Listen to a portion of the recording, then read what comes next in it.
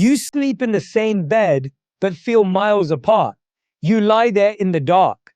The room is quiet except for the slow rhythm of their breathing.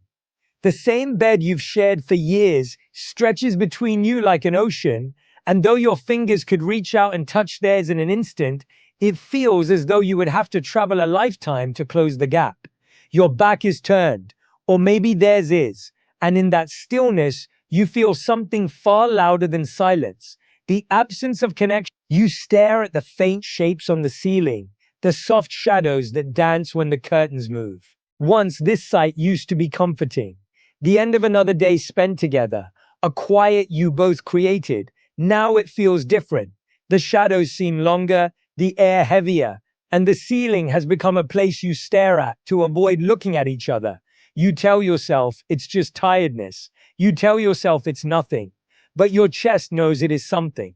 There was a time when nights like this were filled with small, precious rituals, when your pillow was a place where laughter ended, where whispered secrets curled into the darkness, and the touch of a hand was enough to calm the storm inside you. Back then, you fell asleep knowing without doubt that you were loved, seen, and chosen.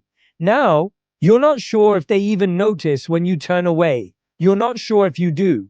It's not the absence of arguments that makes this so heavy. It's the absence of presence. No explosive fight, no cruel words, no sudden betrayal. Just an invisible drift, like two boats caught in currents. Neither of you noticed until the distance became impossible to ignore. And the cruelest part, you can't point to a single moment when it began, only that one day you woke up and realized you were no longer waking up together. You remember the last time you laughed so hard you couldn't breathe, how you leaned into each other, gasping between words, unable to stop smiling. You remember how they used to trace circles on your hand while talking about nothing at all, as if your skin itself was worth knowing. These memories are still here, tucked away in the corners of your mind, but they feel like they belong to someone else now. Two people who lived in a warmer time before the drift began. We often think intimacy fades because of something dramatic, an act of betrayal, a monumental fight, but more often it dies quietly. It slips away in the unspoken moments, in the times you chose to look at your phone instead of their eyes, in the days you decided the conversation could wait until tomorrow and tomorrow turned into weeks, in the nights you rolled over without saying goodnight, convincing yourself it was just exhaustion. And so the bed you share becomes something else entirely. Not a place of safety, but a stage where you play the roles of a couple who is still close. You still share blankets, still occupy the same square of space, but something has shifted.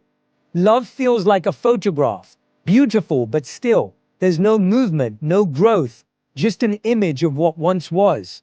Sometimes in the middle of the night you wake up and almost reach for them. Your hand hovers there for a moment, inches away, and then you let it fall, not because you don't want to, but because you're afraid they might not reach back. It is a fear you carry silently, the fear of finding out that they have grown used to the distance, maybe even comfortable with it. The truth is, this distance is not inevitable, but it is dangerous, because when you stop noticing each other, you stop fighting for each other. And when you stop fighting for each other, you begin to drift into separate lives that just happen to overlap between dusk and dawn. If you've felt this quiet ache, you're not alone and you're not without hope. But first, you need to understand why this happens and why it can feel so impossible to reverse. This is where the healing begins, not with a grand gesture, not with some perfect speech, but with an awakening to the fact that closeness isn't just about proximity, it's about presence. It's about choosing to see and be seen again and again, even when it's easier to withdraw. And if you've forgotten how to do that, we'll walk together through the places where connection is lost and where it can be found again. The drift you feel did not happen overnight. It crept in quietly, so quietly that you barely noticed it at first. It wore the disguise of busyness, the disguise of exhaustion, the disguise of life simply moving forward. At first, it was harmless, or at least it seemed to be. A dinner eaten in front of the television instead of across from each other. A quick good night without looking up. A hug that was no longer a greeting, but a habit. You didn't think much of it then. They didn't either. But small distances, left unattended, become landscapes. And now you are standing on opposite shores, waving to each other across a silence that neither of you knows how to cross. Sometimes you try to convince yourself that this is just what long-term love becomes, that all relationships settle into this quiet stage where passion fades and comfort replaces connection. You tell yourself it's normal, even healthy, that stability is the goal. You remind yourself of the bills you've paid together, the errands you've run, the problems you've solved side by side. You build a case in your mind for why nothing is wrong. And yet, late at night, another truth whispers. It's the voice that remembers how it used to be, the way your chest would ache when they weren't around, the way you would stay awake for hours just to keep talking, the way their laughter felt like it could carry you through anything. You remember tracing their face with your eyes as if memorizing it for a time when you might be apart.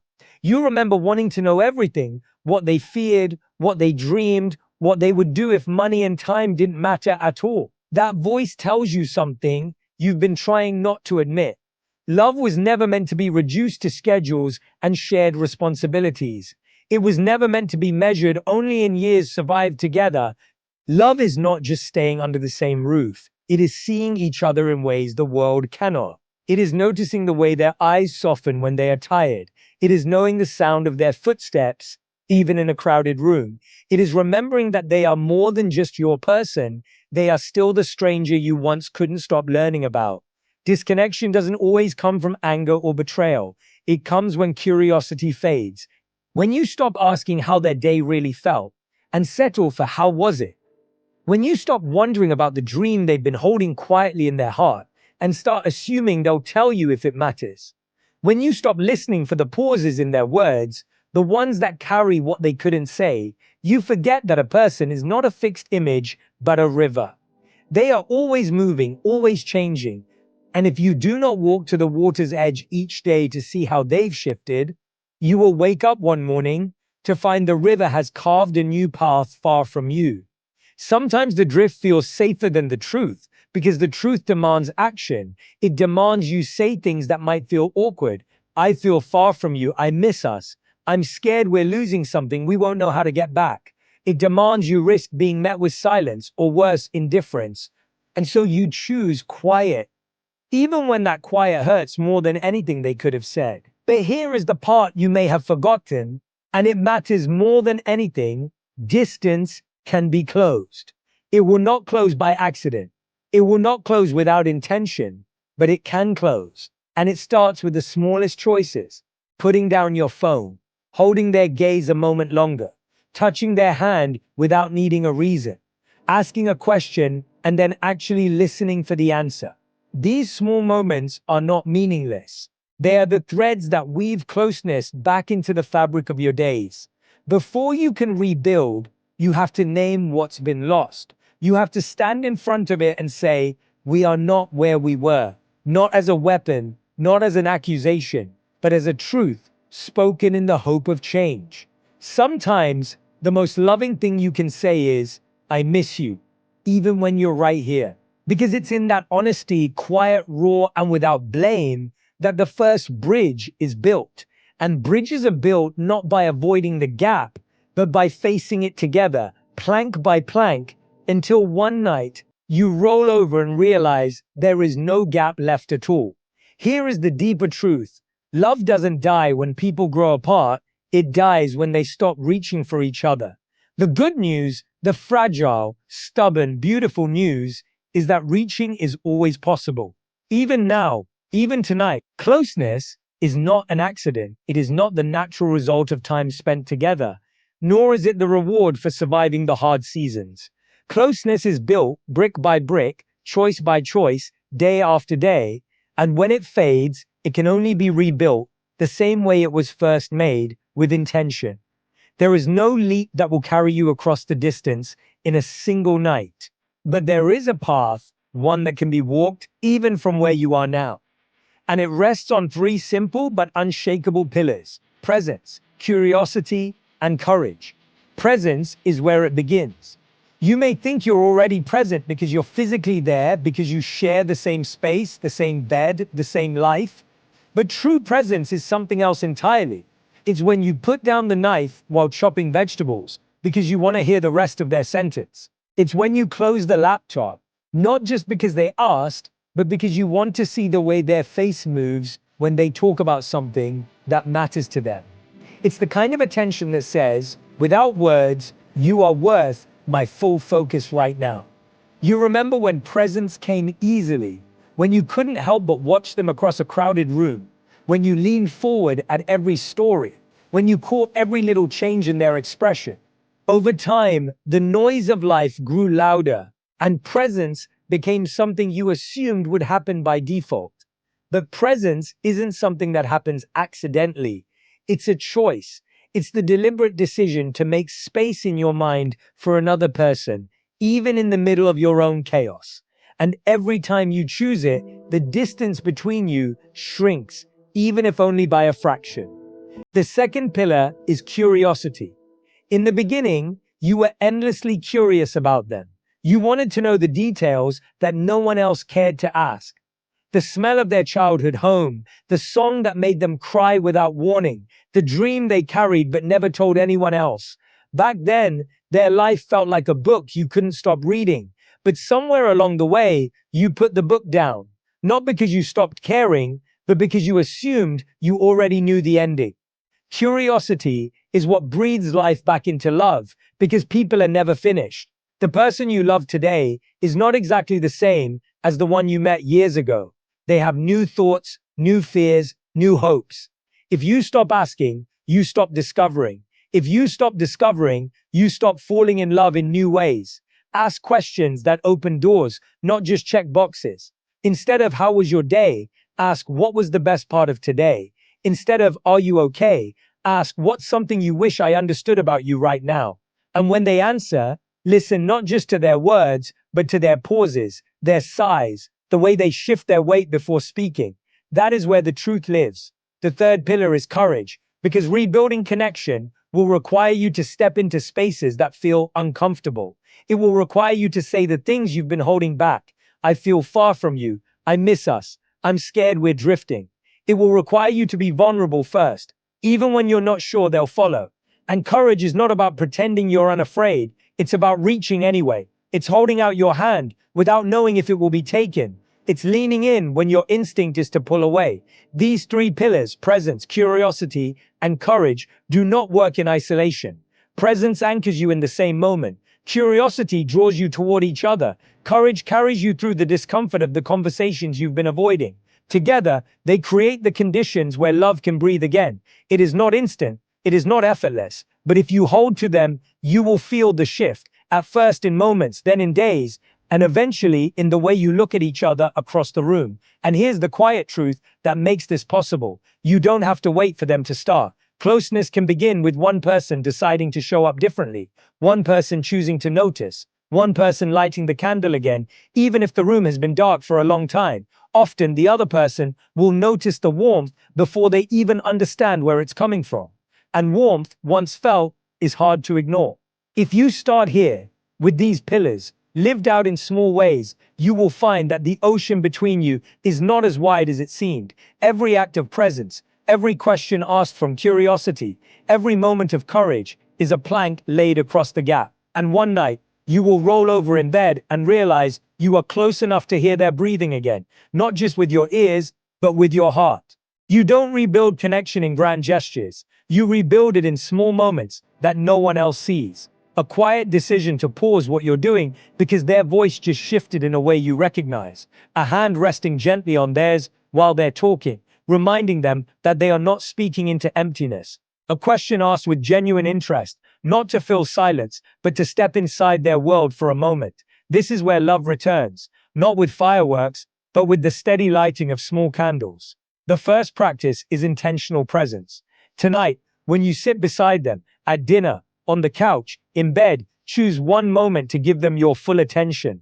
Not half, not while scrolling, not while your mind is running ahead to the next task. Just one moment where they are the only thing in your mind. Look at their face as they speak. Notice the small details you might have missed, the way their eyes lift when they're thinking, the way they shift their weight when something matters to them. It may feel subtle, but presence is felt. It says, "You matter enough for me to pause my world." The second practice is renewed curiosity. Pick one question each day that goes deeper than the usual. Ask about a dream they haven't shared in a while, or a childhood memory that shaped them. Ask what they've been thinking about lately when they're quiet. Ask about something small, like the last thing that made them laugh when you weren't around. Don't just hear their words, let yourself feel them.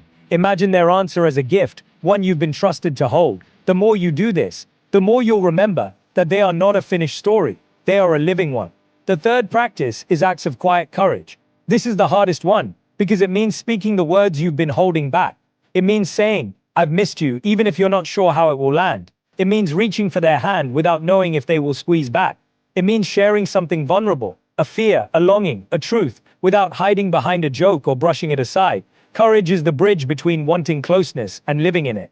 And each time you practice it, the bridge becomes stronger. These practices are not about perfection. Some days you will forget. Some days your presence will feel distracted. Your curiosity will run shallow. Your courage will falter. That's okay. The goal is not to never drift. The goal is to always notice when you do, and to turn back before the gap grows too wide. Love is not built on never getting it wrong. It's built on noticing when you have, and choosing to come back anyway. You might wonder how long it will take before you feel the difference. It won't happen in a single night, but you may notice small shifts, the way their eyes meet yours a second longer, the way their hand lingers on your arm, the way they share something unprompted. These moments are the first threads of reconnection, and if you keep weaving them, one day you'll find the fabric of your relationship is warmer, softer, and stronger than before. Remember this. The bed you share is not just a piece of furniture. It is the place where the last moments of your day meet the first moments of your next. It can be a place where love feels absent, or a place where love rests between you like something sacred. You get to choose which it will be, not all at once, but in each small choice you make tonight, and tomorrow, and the next day after that. So start tonight, before you turn out the light, before you roll over, before sleep takes you. Let yourself be present. Ask something real. Say something vulnerable. Let your hand find theirs, not to fix everything, but to say, "I'm here," because sometimes that is the beginning, not of what you used to have, but of something new, something deeper, something that can only be built when two people decide to see each other again. And when you wake tomorrow, remember, love does not grow because we feel it. It grows because we choose it. Every day, every glance, every small act is another chance to close the gap, until there is no gap at all, until the bed no longer feels like two separate worlds, but one shared heartbeat in the quiet dark.